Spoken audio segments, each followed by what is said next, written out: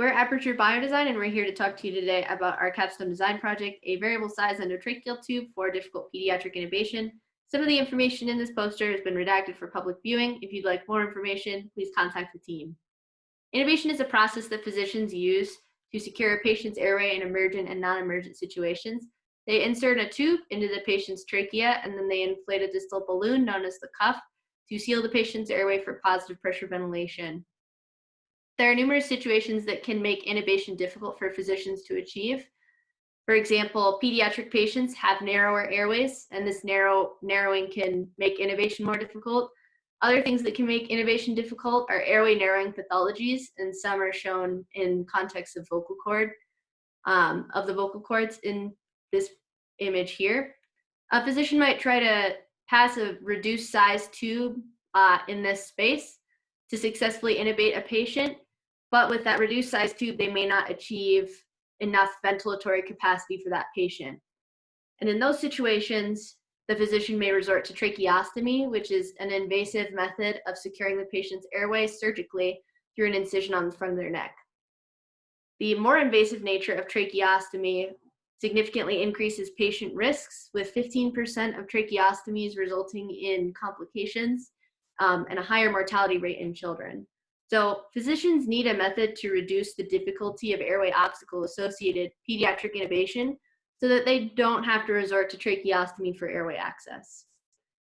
When we were discussing this problem with pediatric practitioners and observing pediatric intubations, we observed that standard endotracheal tubes were devices that worked fairly well in many situations, and that if we were going to attempt to address this problem, we needed our design to emulate multiple aspects of the standard if we wanted it to integrate readily into the clinical setting.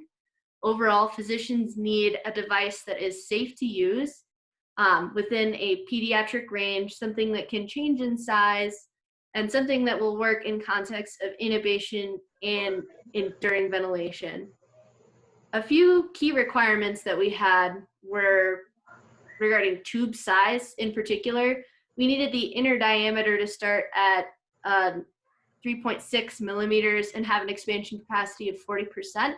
This would put the age range of our device between 2 and 8 years old.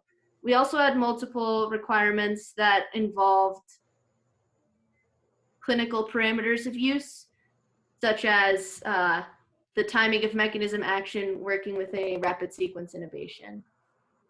So based on these design requirements, we came up with a concept that uses a novel mechanism to expand the inner diameter of the tube. Our mechanism is able to change the inner diameter to up to 3 endotracheal tube sizes. The mechanism also acts as a sealing mechanism for our device. Our concept involves the tube starting out in a non-expanded state so that it can navigate through the airway obstacles, and then the mechanism will increase the inner diameter of the tube once the tube is placed in its correct position.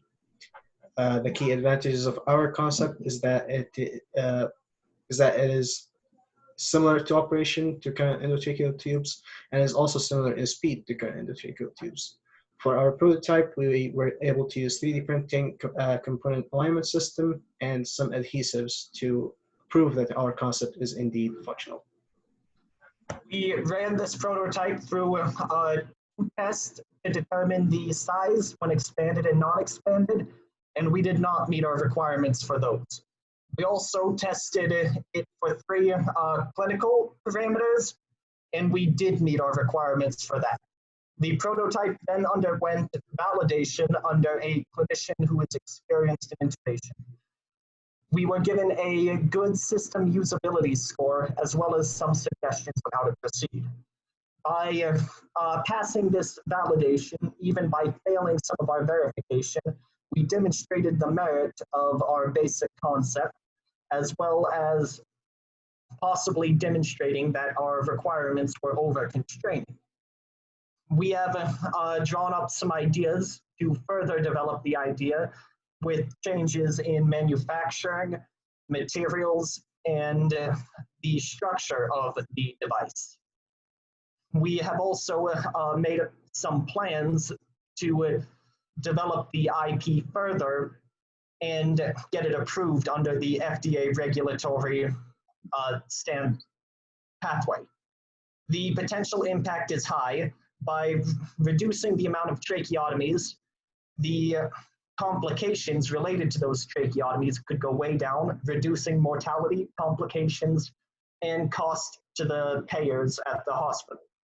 The device is also scalable to the geometry of the individual patients, which is particularly useful for the pediatric population. We would like to thank our instructors and our client, Dr. Brian Hartman.